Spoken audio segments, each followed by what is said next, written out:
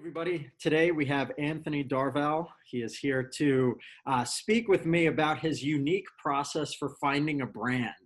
Uh, when he emailed me, we had a conversation and it was really, really interesting because he was talking to me a little bit about some of the challenges that he's currently facing as an actor. But I was asking him about his brand, and he told me that he actually wound up having a friend kind of go around and talk to random people and get feedback on his brand. And I was like, what the heck? That sounds totally different than what most actors would do. I might not even feel comfortable doing that. So I want to ask him all kinds of questions about this and really get some detailed answers on how you as an actor can apply a similar strategy to get unsolicited or get solicited feedback from random people on the street so you get real answers. And I'm super excited. Anthony, thank you so much for joining me today. Thank you so much for having me. I definitely wouldn't advise getting unsolicited feedback. That's not something you want to go for. Guys, introduce yourself. Tell us a little bit about you as an actor, how you got to be where you are today, how you started. Give us some info. So I graduated full-time from an acting school called ACTT. It's now called AFTT. That was 3 years, great 3 years. And then got a few awesome roles under my belt, like Wuthering Heights. I played Heathcliff, Dangerous Liaisons, played the lead in that. Went to study in LA for about 6 weeks with an acting school that does a cross-country program, and just been pursuing the dream ever since, really. Nice. Awesome.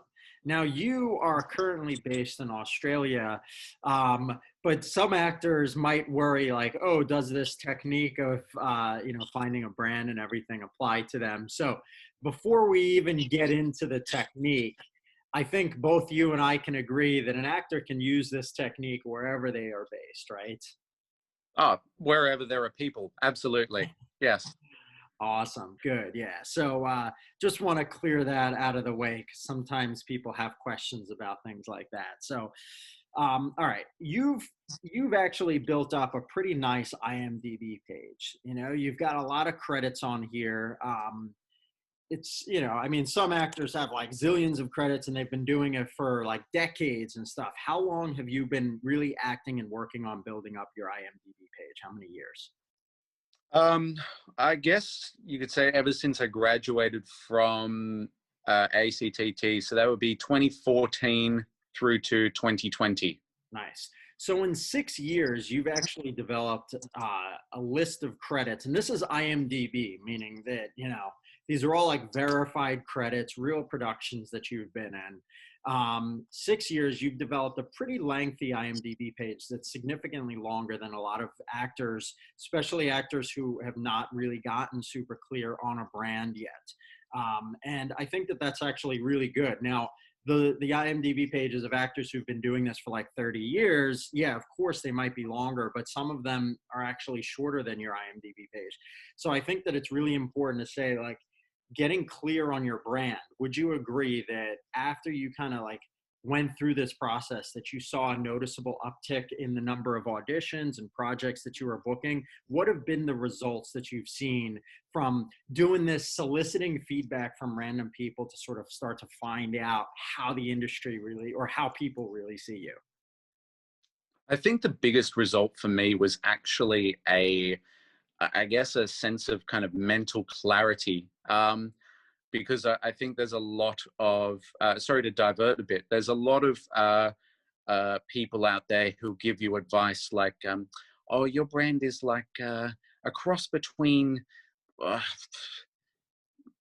Jennifer Lawrence and Meryl Streep. And it's just, it's kind of, it's the most sort of basic kindergarten level of branding that I can think of, really. Yeah, and totally.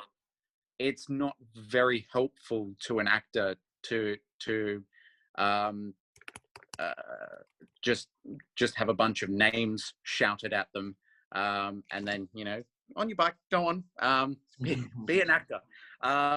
So I definitely think that having interviews and having meetings with people and being able to talk about what I can bring to the table was the um,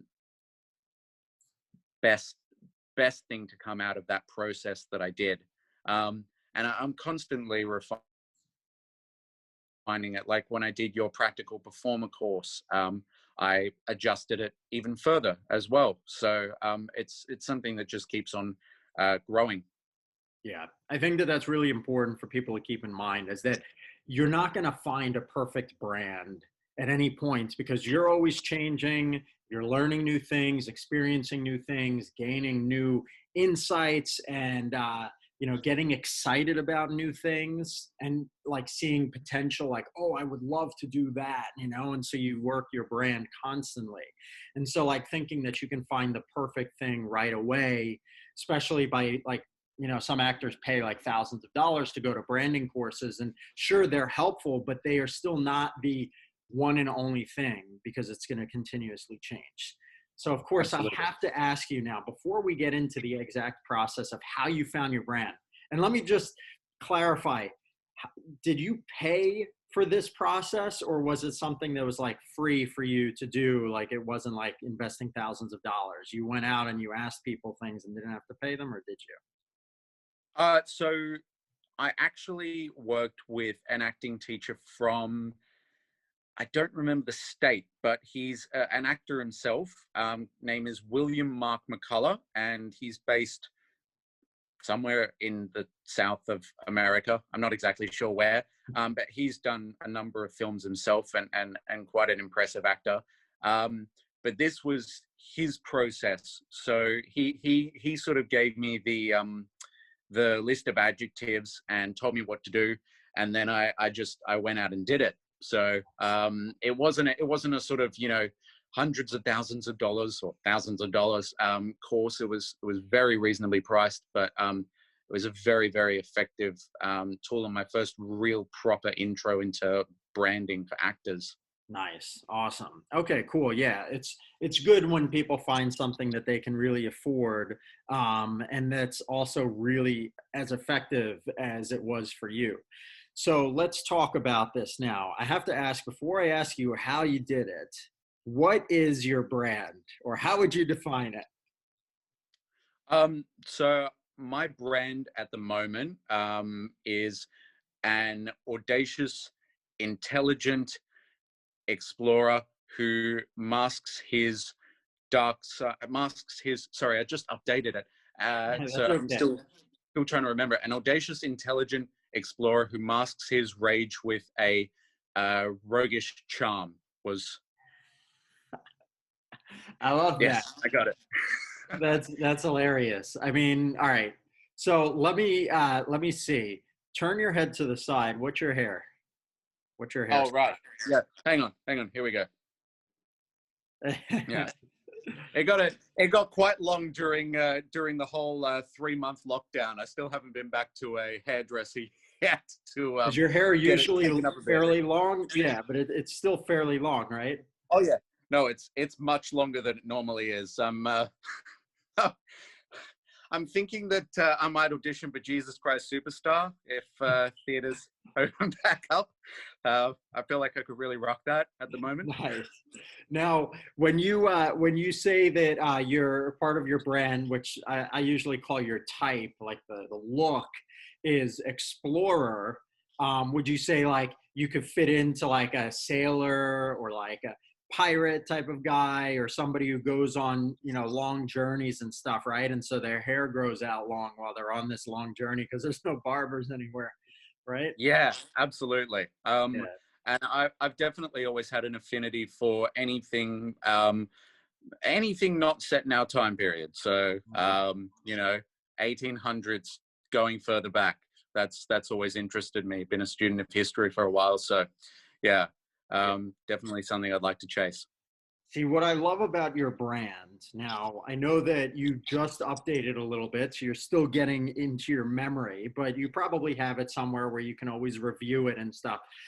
But it's Yeah, super clear. It's like literally as you were saying those words, I saw it in you. And that is what you want. You want like when you say your brand, you want people to be like, oh yeah, I could totally see that in you. you know, because that's how it is. There's an interesting story with me, very briefly, but like for years, the industry sort of saw me as a corporate headshot photographer. I'm always shooting these business portraits and stuff. Now, branding is not necessarily just based on an actor or their appearance. It's also based on like freelancers, people who do photography, people who run their own business, whatever. The world sees what they want you to see, almost in a sense. So for years, the world just saw me as a corporate headshot photographer. But I actually really love doing the occasional actor headshot, and I really loved marketing. So I wanted to kind of create a, you know, a world, or I wanted to create a reality around myself where people saw me as a branding and marketing consultant for actors and as an actor headshot photographer. And so it took me a few years, but I was constantly figuring out like, well, what do people look for in these types of people? Like, how do people see someone who does that? And it's like, well, you know, if I can start giving advice, helping people for free, you know, doing all this stuff, doing interviews and stuff, maybe the world will start to see me as that.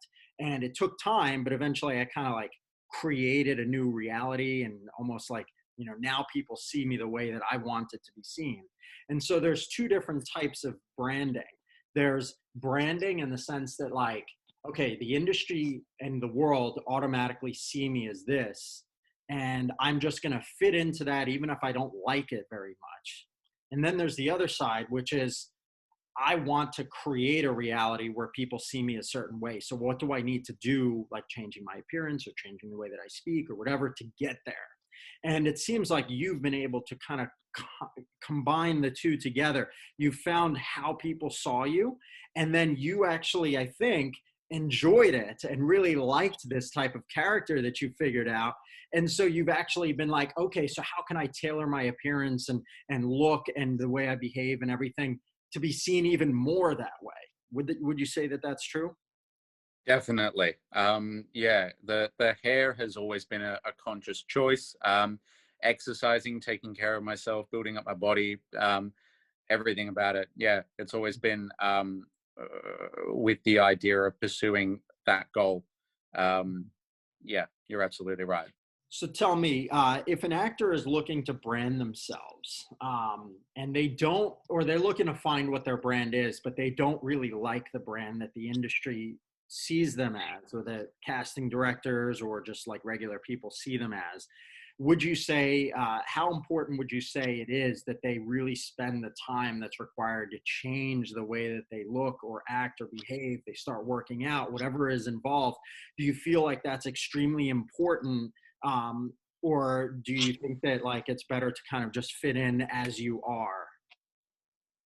Um, I think you could argue it both ways, really.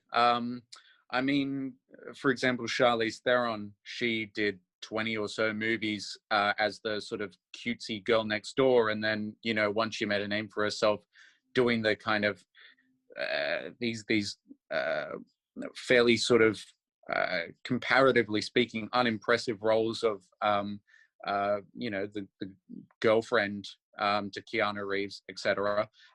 She was then asked, "What do you want to do?" And she then,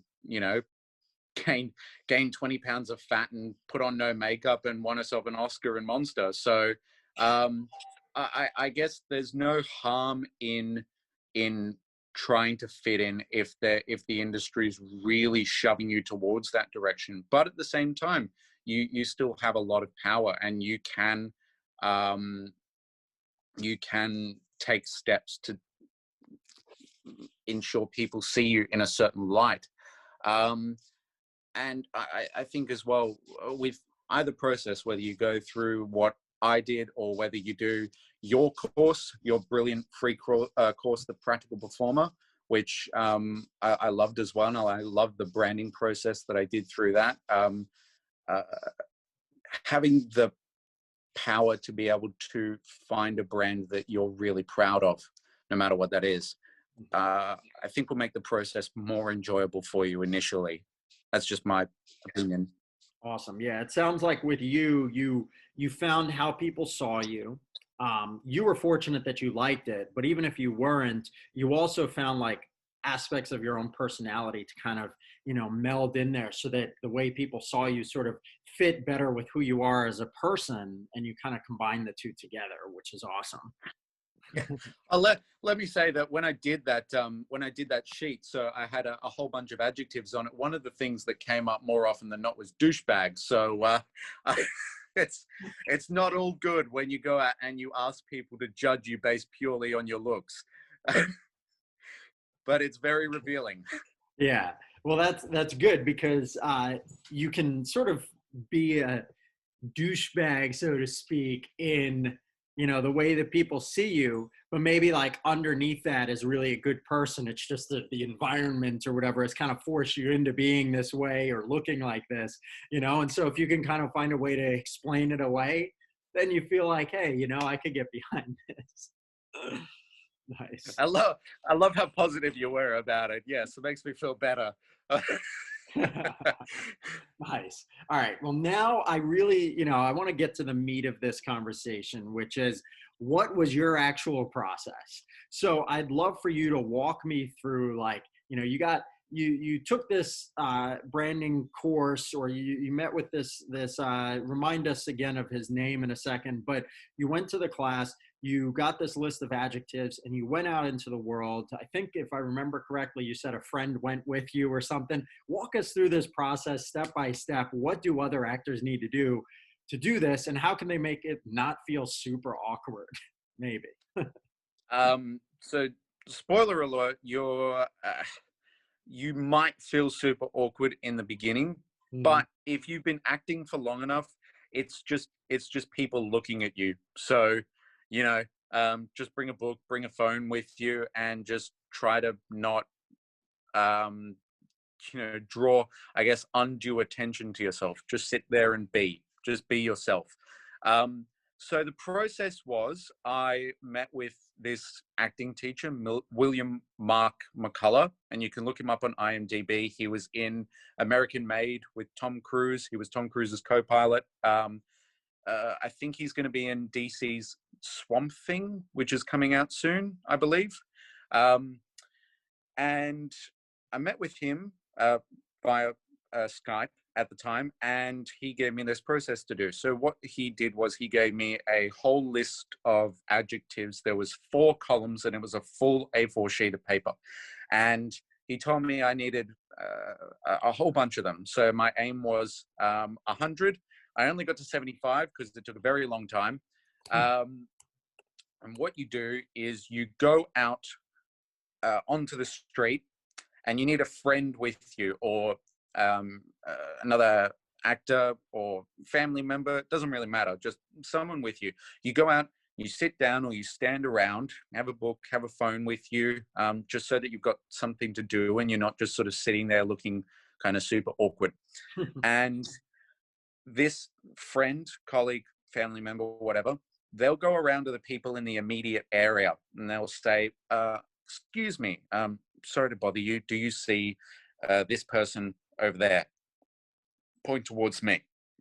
And so, they'll say, yeah. And that person will then go, okay, so my friend is an actor and he's just trying to get people to, just trying to get responses from everyday people who don't know him about how they perceive him, based purely on a first visual impression. So you give them a highlighter, you give them a sheet of paper, and you just let them highlight as many adjectives that they think suit you.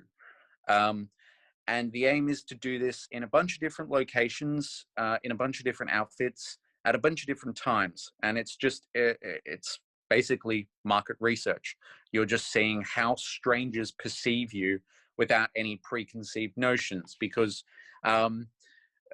if you've acted for any length of time, you've probably shown a short film or had your family go to a theater, and they might go, God, I thought you were brilliant, but I really didn't like you as this character who was evil and did all these things and murdered people. And it's not the most effective feedback, because the majority of the people watching you hopefully are going to be strangers, or so you want. So you want to understand how people perceive you without any biases. Mhm. And so you get all these sheets of paper. I got to 75, and then what we did was we tallied everything up, and then we put all the adjectives into a bunch of different columns. And then after that, we decided, we sort of narrowed it down as well. So anything that had appeared, I think less than 7 was the cutoff point. And anything above that was something that we considered like a trend. And I think the most that I got was, I can't remember what the most I got was. It was a few years ago that I did it. But we just put them into similar different categories, and we just started whittling them down and whittling them down. And the process that you do it was you just kind of, anything that you don't especially relate to, you just immediately cut out. And then it's just a process of getting one adjective in each box. So we had a couple of different adjectives, and then we kind of grouped those different adjectives together. And I did an archetype course, an archetype quiz. So you've got loads of free archetype quizzes that you can take online. It's just an online personality test, but very relevant to storytelling, because all characters relate to some sort of archetype, as we all do. So I took the quiz, and in this particular archetype quiz, I got Explorer for various reasons. You can take them yourself. You just type in archetype quiz onto Google, and then you'll find yours. And we worked those things together into what was my brand. And it's funny because it's a very different process to what I did with your course. But had I not done it, I feel like working with your course, I still would have got something that would have been marginally similar to what I got already. So that was the whole process, really, in a very big nutshell. Nice. Awesome. I love how in-depth you explained it. I wrote down a couple of questions while you were doing that I think that actors would have. Number one being, where can an actor get a list of adjectives? Is it similar to, like, the archetypes course? Like, can they just find those online, do you think? Or what's your thoughts? Well, I mean, I got my list given to me by this acting teacher, and it was simply a Word document of a very large list of adjectives. I don't even think I have it anymore, to be honest. I might have it on my computer, but I guess I'm you could pretty try sure typing it that, into Google. yeah, you might as well try typing it into Google. But Yeah. that takes no effort at all. I've actually typed in, like, types list and not adjectives list, but I've definitely typed in types list, and like a million websites come up with like a list of all different types. So I'm pretty much 99.9% positive that you'll easily find some adjective lists. If you want, you can probably even combine a few together to try to get like a full list of maybe 100, like we're on that paper. Was it 100, or am I thinking of get 100 people to respond? It probably would have been more in terms of adjectives. It might have been 200, 300 adjectives. Oh, okay. There was a lot. It was a very in-depth list. But yeah, I think if you just go into adjectives lists, and then maybe combine a few and just cut out the double ups, then you'll probably be set. I wouldn't have more than one page, though, just to make it easy for the people, because these people, most people are good people, and they'll say yes, but you want to make it as easy as possible for people to do. Mm-hmm. Yeah, totally. That was what I was going to actually ask next. Like, were any people that you asked or that your friend asked annoyed that they had to go through so many adjectives or whatever? Like, how was the rejection doing this? Well, one easy way to overcome rejection with regards to that is if people are sort of a bit, I don't know, sorry, I come from a sales background, so I was like, how can I stop people saying no? One easy way to do it is to say, maybe just pick your top 10 um, uh, that you do. And I think I ended up with about 78 or something like that. And I threw away about 3 of them just because, you had some people who would doodled on it or had selected 2 or something, and it wasn't very useful. So I got rid of the dead weight ones, and you'll get a few of them. It's okay. It's people's right to say no, but most people, if you approach them and you're kind and you're confident about it and you just explain what you need and that it won't take very long, then most people will say yes. Yeah, I like that. Now, how do you find somebody who will agree to do this for you? Like, you need a friend or someone who's willing to experience all that rejection, because you're just sitting over there hanging out, it's your friend who has to Yeah, go up to everybody. So. sure. Well, I was very lucky in that I had a friend who was very interested in sales and wanted to practice going up and talking to people he'd never met.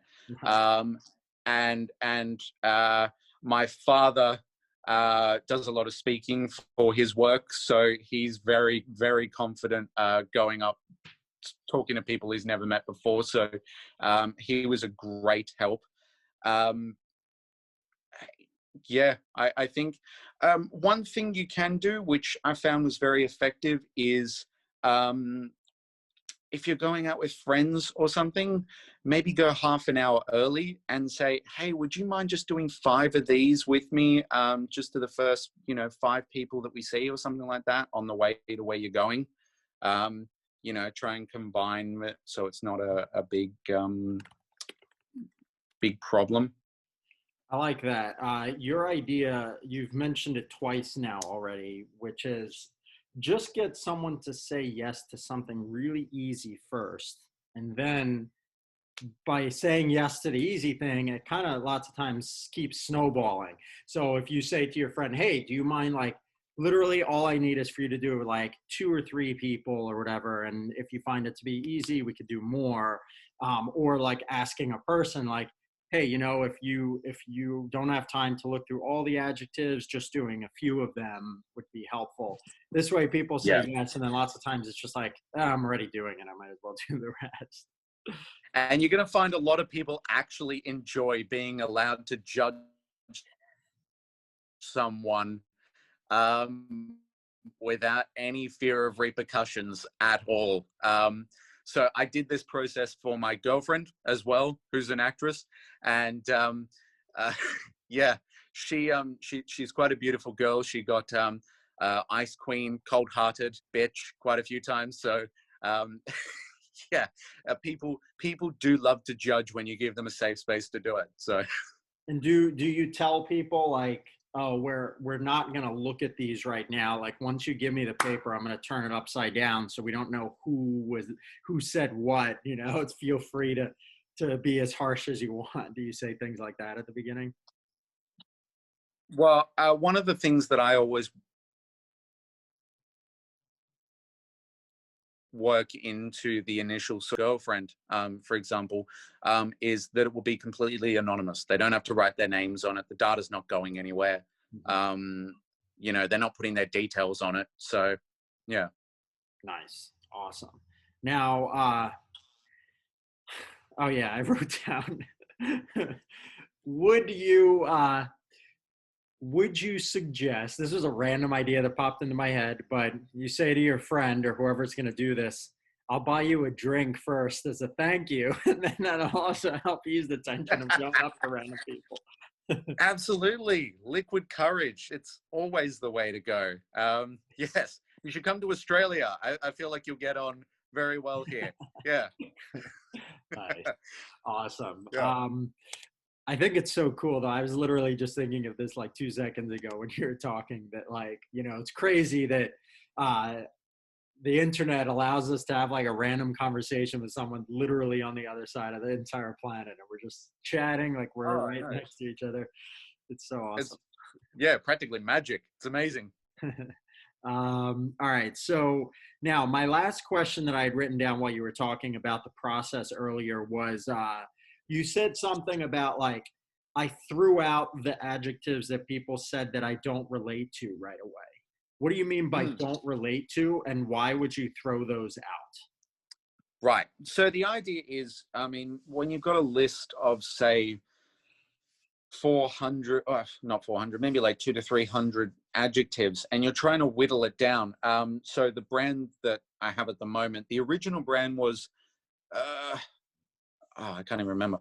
The brand was an audacious, intelligent explorer who hides his dark side with a roguish charm. So, um, there's only 4 adjectives in there, really, that we used from the list there as well. So, what you're doing is you're trying to find the most common trends out of all of it. So, when you get down to maybe like 50 adjectives or something like that, and they're all grouped together in different groups. Let's, I can't think of any adjectives off the top of my head, but let's say you've got a list of, say, 5 adjectives. You just look at the adjectives and you say, which one do you feel describes you the most, or do you feel you relate to the most out of these 5 different adjectives? And you go, it's number 3. So you'll cut out 1, 2, 4, and 5, and then you're left with number 3. And so you do that with the others. And so you've picked the biggest trends out of all these different adjectives, and then it's just a process of whittling it down to find the ones that you feel most comfortable with describing you, because you've already got the highest trends anyway.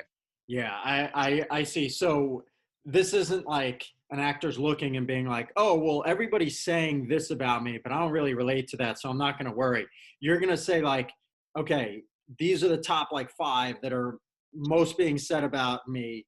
Which couple do I relate to most? So that you're not like, you're still basing it on actual things that other people are saying. You're not just like randomly Yeah. cutting them out. Yeah, so you're still going off the relevant data. You're not just throwing the baby out with the bathwater because you don't feel like it. That'd be stupid after all the work that you've done. But it's um, you're taking that relevant data, which is most important, and then finding the stuff that you feel you connect to most. Nice. Okay, that's perfect. Now, the last question that I have pretty much here with this is, um, and it's not related to the actual like process itself. I think that the process is really, really awesome. I love it. Earlier, you know, I said by accident, I said, oh, this process of getting unsolicited feedback. And then I corrected myself and I'm like, no, I mean getting solicited feedback.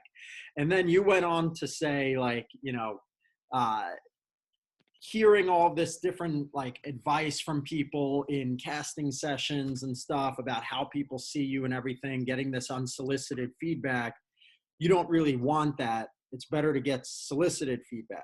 So my question is, what is the problem with getting that kind of unsolicited feedback from random people during like auditions, or random people that say something to you when you're like meeting with them, or how they randomly see you? What is the biggest issue with that, and why is the process of going out and soliciting for feedback a little bit more effective, would you say? Um, well, I see a few issues with it. I don't think, if you're dealing with sort of, first of all, I'd like to clarify, if you're dealing with like top industry people, really big casting directors, or directors or anything, I'd say definitely take the advice on board, but take it with a grain of salt and just realize that it's one person's perspective. So they're seeing you through the lens of their own experiences, Mm. and you have to really kind of take it, but accept it through the lens of their biases. Um, my main issue with it was more, um, uh, I guess, let's say you're in a branding class, and you're being told you're like a cross between um, Joaquin Phoenix and Seth Rogen, just off the top of my head. Um, getting the kind of feedback that you haven't taken the time to um, work through, and that doesn't really help you in that sort of circumstance. I hesitate to say help you, because it can be good to know if there are actors that are very similar to you, but it's also very dangerous to just stick with that, because they each do something very, very well, and they get paid a lot of money to do that, because the majority of the time you're going to be compared to, you know, celebrities. If you ask people, what actors do I remind you of? And I think it's better to be able to find your own niche and find something that you do really well, and work with those things, rather than just taking what someone else is doing and adjusting it slightly. Yeah, so my takeaway from what you just said, and correct me if I'm missing anything, is that it sounds kind of like almost one of the things that I teach in terms of like, you know, what you should do for your marketing, like shiny object syndrome versus strategy, where, you know, you don't want to just, if you go into an audition and someone says, oh, your headshot is too dark, the background is too dark, you should reshoot it. You don't want to just be like, oh, okay, I guess I'm going to go reshoot my headshot now. You should be like, well, is this really the right next step for me? Does it actually fit with what my goals are? You know, you need to really think about it and then be like, okay, so shooting the headshot is part of my rebranding process, and I'm focused on rebranding right now. So I'm going to definitely do that, but I'm also going to do all these other things. So what I'm taking away from you is with the branding, you're going to always get random advice from people, but just because a casting director, even a well-known super high-level casting director, says something, they might have been in a bad mood that day, so they might be giving you something like that's a little bit more rude or harsh than what they really would feel normally. There's all kinds of other things that can influence it, and you don't want to just kind of constantly be jumping like from one shiny object to another shiny object. And like I say, you don't want to be a reactor, you're an actor, right? Is that what you would agree with? Definitely. There's a concept from a book that I really like called the brain is a meaning making machine. And so if you let it, it's like with any actor, if your agent doesn't call you back for 3 weeks after you've sent them an email, you're going, oh no, my agent hates me. What am I going to do? Oh, my acting career's over. And you just spiral down when, you know, this one particular email might have just gone to their junk mail. And instead of just calling to sort it out, you've created a whole story out of it. And we do this with everything that we do. And I think really taking the time to go, okay, is this something that is really relevant to me, or is this just something that they've said off the cuff and we'll probably forget about in half an hour? Nice. Awesome. Well, that is for the most part what I wanted to go through in our interview today. So is there anything that I missed or any other questions that you wanted to discuss, or is that pretty much it? Not really, no. I would just, I guess, like to once again highlight the importance of um, understanding your brand, understanding what you do well, and to any actors watching this, Martin Benson's free course Practical Performer is brilliant. I've taken it, as is William Mark McCullough's school. If you type him in, you'll be able to find it, and his stuff is great as well. So definitely check them all out. That's all I'd like to say. Well, thank you so much. This was an excellent interview. I think people are going to learn a ton from this. And if you don't already understand the importance of branding, just definitely do it, because it's going to make a huge difference in how much you book and also how much you enjoy the roles that you're going out for. So, Anthony, Absolutely. thank you so much for taking the time out to do this. I really appreciate it. No, thank you so much for having me, man. It was an absolute pleasure.